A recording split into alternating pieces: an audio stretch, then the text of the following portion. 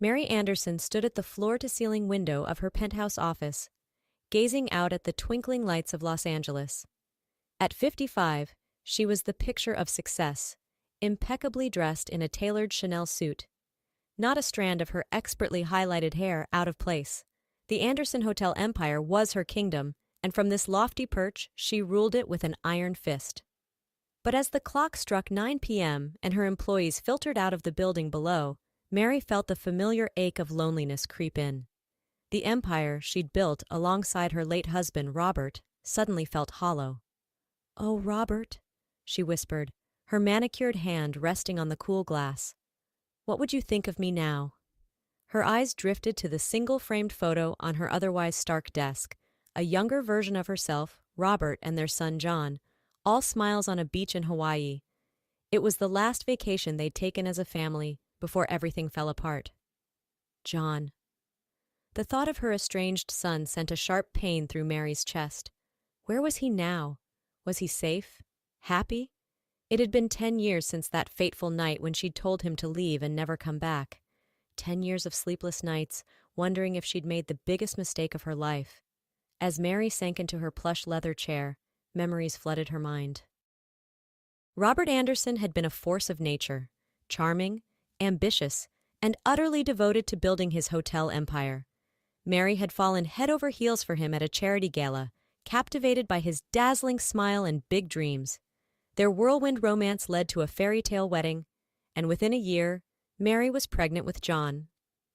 As she watched her husband cut the ribbon at the grand opening of their first hotel, her hand resting on her swollen belly, Mary had never felt more alive. The years that followed were a blur of success and excess. The Anderson Hotel empire grew exponentially, with properties popping up in every major city across the country. John grew up in the lap of luxury, wanting for nothing. But as the empire expanded, so did the distance between Mary and her family. Robert threw himself into work, leaving Mary to raise John largely on her own. And John, burdened by the weight of his parents' expectations, began to rebel. It started small skipping classes, talking back to teachers. But as John entered his teenage years, his behavior spiraled out of control. Partying, drugs, run-ins with the law, each incident a cry for attention that Mary and Robert were too busy to hear. The breaking point came on John's 18th birthday. Mary and Robert had planned an extravagant party at their Beverly Hills mansion, inviting the who's who of Los Angeles society. But John had other plans. "I'm not going to your stupid party," John had shouted, his words slurring slightly from whatever he'd been drinking. "I'm sick of being your perfect little puppet." Robert's face had turned an alarming shade of red. "You ungrateful little brat. After everything we've given you." "Given me?" John laughed bitterly. "You've given me everything except what I actually needed. Parents who gave a damn." The argument escalated, voices rising until they echoed through the marble halls of the mansion. Mary stood frozen, watching in horror as her husband and son hurled years of pent-up resentment at each other. And then, in a moment that would haunt Mary's nightmares for years to come, Robert clutched his chest, his face contorting in pain. As he crumpled to the floor, John's anger gave way to panic. "Dad! Dad!" John cried, dropping to his knees beside his father. But it was too late. By the time the ambulance arrived, Robert Anderson was gone, felled by a massive heart attack at the age of 50. In the chaos that followed, Mary's grief twisted into rage. She turned on John, her voice cold and unforgiving. "This is your fault," she hissed. "If you hadn't been so selfish, so ungrateful, get out. Get out and don't ever come back." The look of devastation on John's face as he fled into the night would be seared into Mary's memory forever. It was only after he was gone that the weight of what she'd done came crashing down on her. But pride and grief are powerful forces, and in the years that followed, Mary threw herself into the only thing she had left, the hotel empire she and Robert had built. She became known as the Ice Queen of the hospitality world, her ruthless business acumen matched only by her cold demeanor. And all the while, the hole in her heart where her family should have been grew larger and larger. Mary's trip down memory lane was interrupted by the shrill ring of her office phone. Glancing at the clock, 10:23 p.m. She frowned. Who would be calling at this hour? Mary Anderson, she answered crisply. Mrs. Anderson? A hesitant female voice came through the line. My name is Nicole Harper. I'm calling about your son, John. Mary's heart leapt into her throat. John? What about him? Is he all right? There was a pause, filled only by the sound of Nicole's shaky breathing. Mrs. Anderson, John's in the hospital. He's in critical condition. The doctors say... Nicole's voice broke. They say he might not make it through the night. The world seemed to tilt on its axis. Mary gripped the edge of her desk, her knuckles turning white. Where? She managed to choke out. Where is he? St. Francis Memorial Hospital in Bakersfield, Nicole replied. Please, Mrs. Anderson, he needs you. Without another word, Mary slammed down the phone and bolted for the door. Her Louboutin heels clacked against the marble floor as she ran to the elevator, her mind a whirlwind of fear and regret. As she peeled out of the parking garage in her Mercedes, Mary's only thought was of her son. Hold on, John, she whispered, pushing the accelerator to the floor. Mommy's coming. The 118 freeway stretched out before Mary like a ribbon of darkness, punctuated only by the occasional glare of oncoming headlights. Her hands gripped the steering wheel so tightly her fingers ached, but she barely noticed. Every fiber of her being was focused on getting to John. As she flew past familiar landmarks, the San Fernando Valley giving way to the rugged terrain of the Los Padres National Forest, Mary's mind raced even faster than her car. What had happened to John? How long had he been in Bakersfield? And who was this Nicole person? The questions swirled in her mind, each one bringing a fresh wave of guilt and fear. I should have looked for him, Mary muttered, blinking back tears. I should have tried harder to make things right. The what-ifs and should-haves threatened to overwhelm her, but Mary pushed them aside. There would be time for regrets later. Right now, John needed her, and this time she wouldn't let him down. As the first hints of dawn began to color the eastern sky, Mary finally saw the sign she'd been praying for. Bakersfield city limits. Her GPS chirped, directing her to St. Francis Memorial Hospital. Screeching into the parking lot, Mary barely remembered to put the car in park before she was out and running towards the emergency room entrance. The automatic doors whooshed open, and she burst into the fluorescent-lit waiting area. My son, she gasped to the startled receptionist. John Anderson, where is he? The young woman behind the desk blinked in surprise. Ma'am, visiting hours don't start until... I don't give a damn about visiting hours. Mary's voice rose, drawing the attention of a nearby security guard. My son is dying. Now tell me where he is. A gentle hand on her arm made Mary whirl around, ready to unleash her fury on whoever dared to stop her. But the compassionate eyes of a middle-aged nurse stopped her in her tracks. Mrs. Anderson? The nurse asked softly. At Mary's nod, she continued. I'm Nurse Chen. I've been taking care of John. Come with me, please. As they hurried down the sterile hospital corridors, Nurse Chen filled Mary in on John's condition. He was brought in last night with severe head trauma. The doctors have been working to reduce the swelling in his brain, but... She hesitated. It's touch and go right now. Mary's heart clenched. How did this happen? Nurse Chen's expression softened. From what we've been able to piece together, John was involved in an altercation about a year ago. He was defending a young woman from some harassers. He took a bad blow to the head but refused to stay in the hospital for treatment.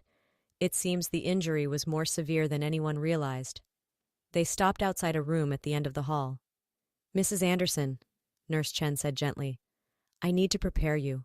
John's condition is very serious. He's on life support and he may not look like the son you remember.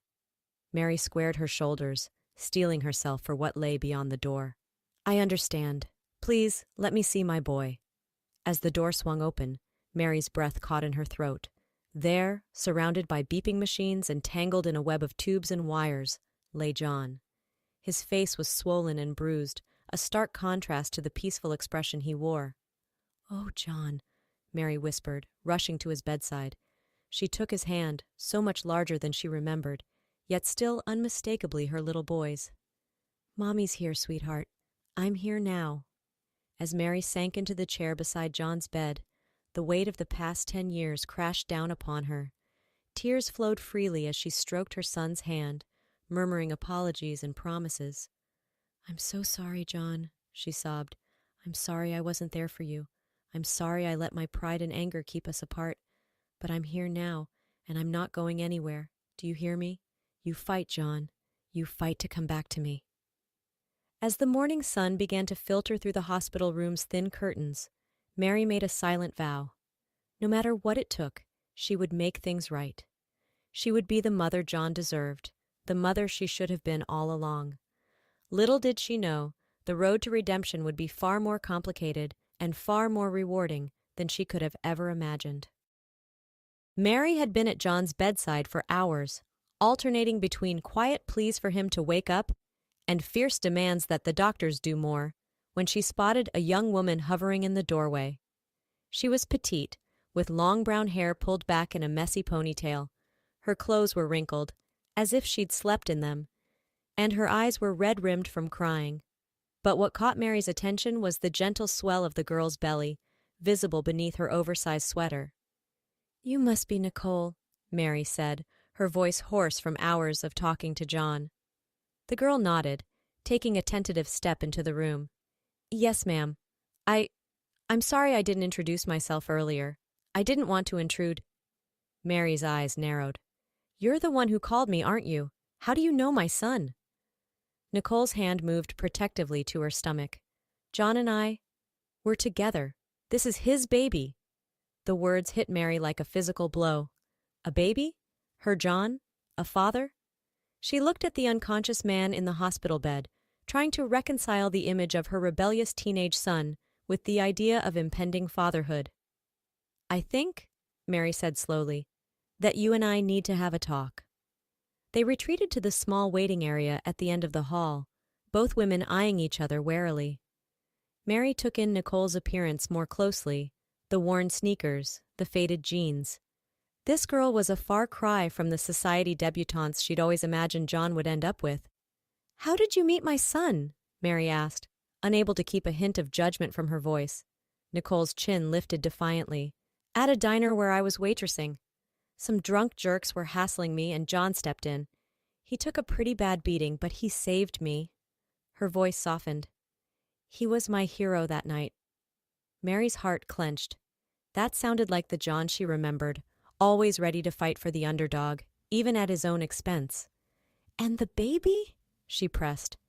Nicole's hand returned to her belly. "It wasn't planned, but we're happy about it. John's been so excited. He's been working 2 jobs to save up for the baby, taking night classes to finish his degree. He wanted—" Her voice broke. "He wanted to make you proud." The weight of Nicole's words settled over Mary like a heavy blanket. All this time she'd imagined John living some wild, reckless life, but the reality was so much more complex and so much more heartbreaking. "Mrs. Anderson," Nicole said, her eyes filling with tears, "I know you and John have had your differences, but he loves you so much. He talks about you all the time, about how he wishes he could make things right." Mary felt her carefully constructed walls begin to crumble. "I've made so many mistakes," she whispered. "I don't know if he can ever forgive me." Nicole reached out, taking Mary's hand in her own. "He already has. Now you just need to forgive yourself."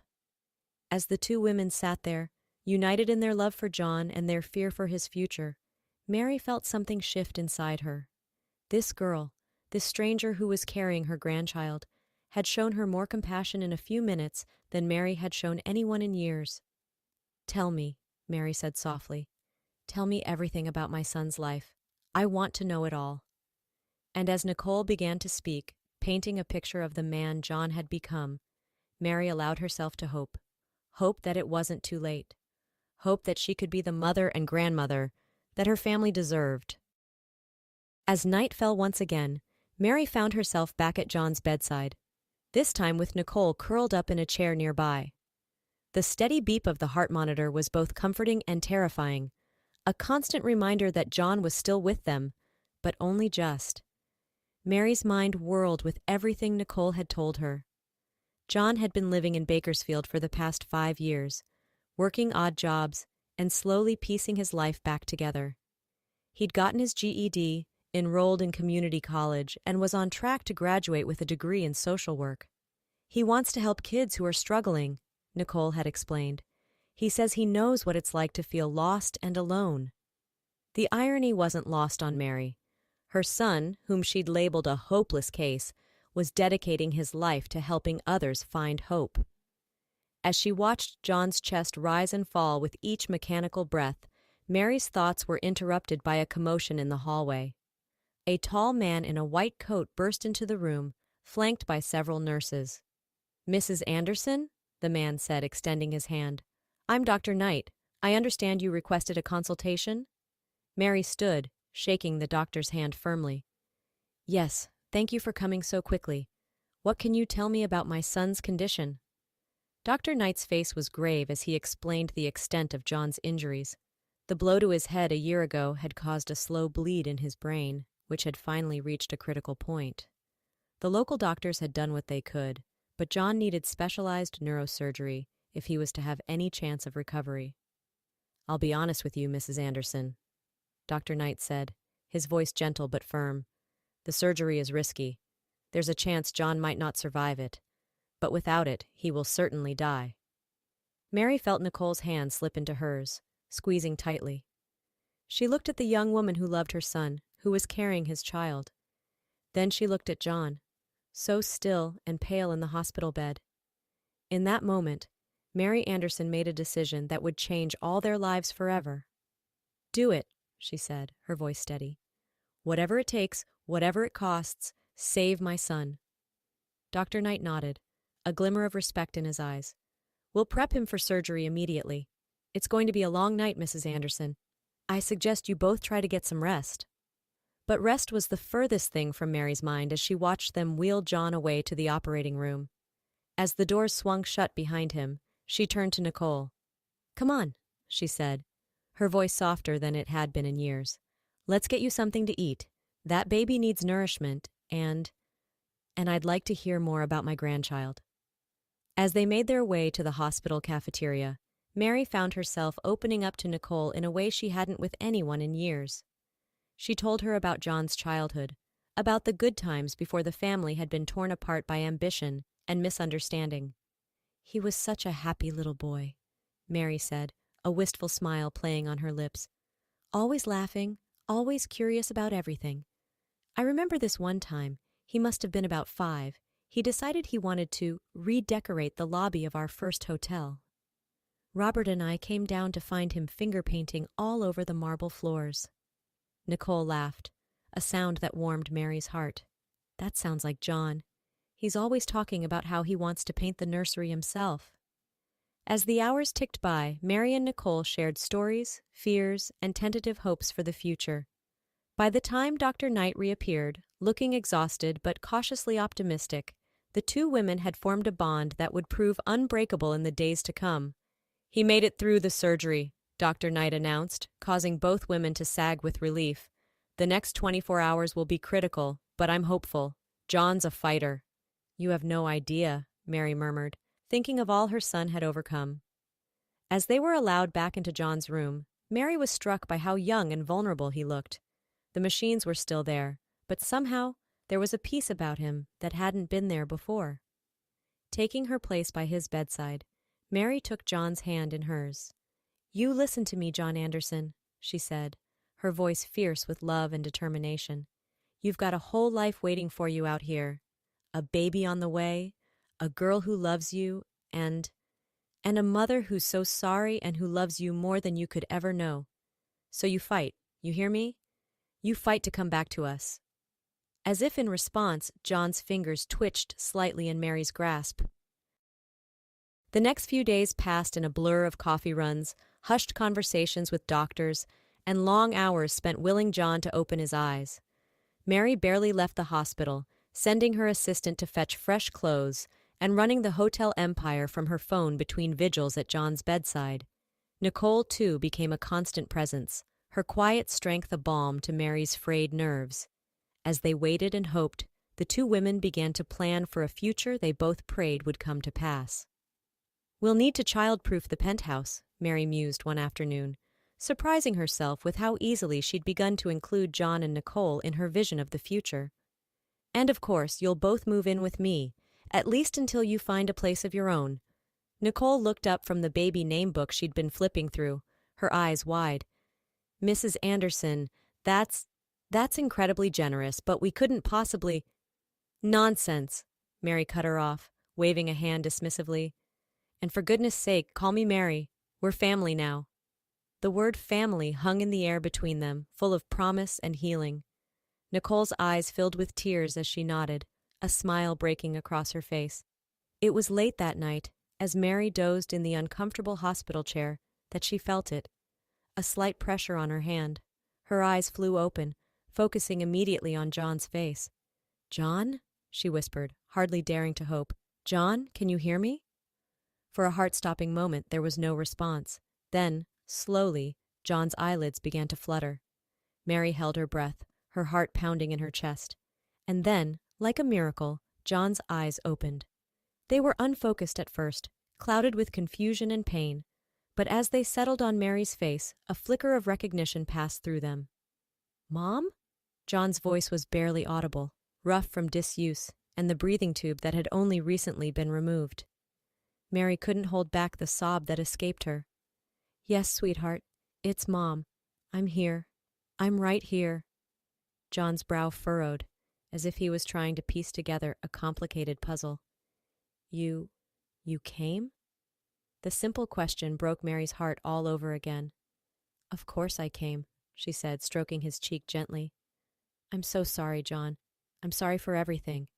Can you ever forgive me?" A ghost of a smile played on John's lips. "Already you have," he managed to whisper before his eyes began to droop again. "Rest now," Mary soothed, pressing a kiss to his forehead. "I'll be right here when you wake up, I promise." As John drifted back to sleep, Mary felt a presence behind her. She turned to see Nicole standing in the doorway, one hand resting on her swollen belly. "He woke up," Mary said, her voice filled with wonder. "He's going to be okay." Nicole crossed the room, wrapping Mary in a tight hug. "We're all going to be okay," she whispered, and for the first time in 10 long years, Mary believed it. The weeks that followed were filled with grueling physical therapy sessions, emotional conversations, and tentative steps towards healing, both physical and emotional. John grew stronger every day, his determination to recover matched only by his family's unwavering support. Mary threw herself into her new roles as doting mother and soon-to-be grandmother, with a passion that surprised everyone, especially herself. She attended every doctor's appointment, both for John and for Nicole's pregnancy. She redecorated the penthouse, turning one of the guest rooms into a nursery that would have made interior design magazines weep with envy. But more importantly, she listened. She listened as John poured out years of pain and resentment, of loneliness and regret. She listened as he spoke of his dreams for the future, of his desire to make a difference in the world. And with each word, each shared moment, the chasm between them began to close. It wasn't always easy. There were arguments, misunderstandings, moments when old hurts threatened to resurface. But this time, instead of running from the conflict, they faced it head-on, together. One evening, as they sat on the terrace of Mary's penthouse watching the sun set over the Los Angeles skyline, John turned to his mother with a serious expression. "Mom," he said, his voice steady, "I want you to know, I don't blame you for what happened with Dad. I know now that it wasn't anyone's fault. It was just a terrible tragedy." Mary felt tears prick at her eyes. "Oh, John, I've carried that guilt for so long. I thought you hated me." John shook his head, reaching out to take her hand. "I could never hate you, Mom.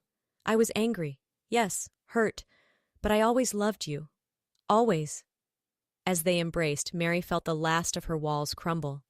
This was what she'd been missing all these years, the unconditional love of family. The moment was interrupted by a startled gasp from Nicole, who had been quietly reading nearby. Both Mary and John turned to her in alarm. "Nicole? What is it? Is it the baby?" John asked, panic edging his voice. But Nicole was smiling, her hands pressed to her belly. No, it's okay. The baby just kicked. Here, feel. She grabbed John's hand, placing it on her stomach.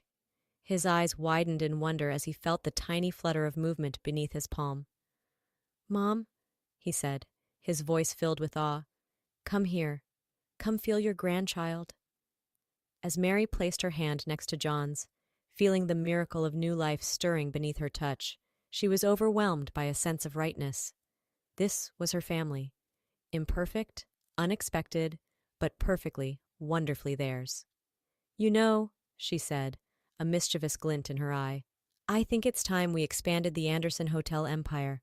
How does Anderson Family Resorts sound? Places where families can come to reconnect, to heal, to make new memories. John looked at her in surprise. You'd want me involved in the business? Mary nodded. Not just involved, John. I want you to lead it. You and Nicole both. Your social work background, your compassion. That's exactly what this new venture needs. As John and Nicole exchanged excited glances, already beginning to brainstorm ideas, Mary felt a peace settle over her. The past couldn't be changed, but the future was bright with possibility. 1 year later, Mary stood in the grand ballroom of the newest Anderson Family Resort, watching as guests milled about, champagne flutes in hand. The grand opening gala was in full swing, a celebration not just of a new business venture, but of a family reborn. Her eyes found John across the room, bouncing their 6-month-old granddaughter Lily in his arms as he chatted with investors. Nicole stood by his side, her hand resting comfortably on his back, looking radiant in a gown that Mary had insisted on buying for her. As if sensing her gaze, John looked up, meeting his mother's eyes. He smiled, that same bright, happy smile she remembered from his childhood, and Mary felt her heart swell with love and pride. She made her way through the crowd, accepting congratulations and well wishes from the city's elite, but her focus was solely on her family. There's my girl, Mary cooed as she reached them, holding out her arms for Lily. The baby gurgled happily, reaching for her grandmother with chubby hands. Mom, this is incredible, John said, gesturing to the opulent surroundings. I can't believe how quickly you pulled all this together. Mary smiled, bouncing Lily gently. Well, I had some pretty amazing help. This is your vision too, you know. Both of you, she added, including Nicole in her proud gaze. As they stood there, a perfect picture of family unity, Mary couldn't help but reflect on the journey that had brought them to this moment. From broken hearts and shattered dreams to this, a new beginning, a second chance at the life they all deserved. You know, she said softly, your father would be so proud of you, John. Of all of us. John's eyes misted over as he nodded. I like to think he's watching over us, he said, that he knows how far we've come. Just then the opening notes of a familiar song began to play, the same song that had played during Mary and Robert's first dance at their wedding, all those years ago. May I have this dance, Mom? John asked, holding out his hand with a smile. As Mary handed Lily to Nicole and stepped onto the dance floor with her son, she felt a sense of completion wash over her. The past and present, joy and sorrow, all woven together into the beautiful tapestry of their lives. And as they swayed to the music, surrounded by the love and warmth of their family and friends, Mary knew that no matter what challenges lay ahead, they would face them together. Because that's what families do. They love, they forgive, and they hold on tight to the precious gift of each other.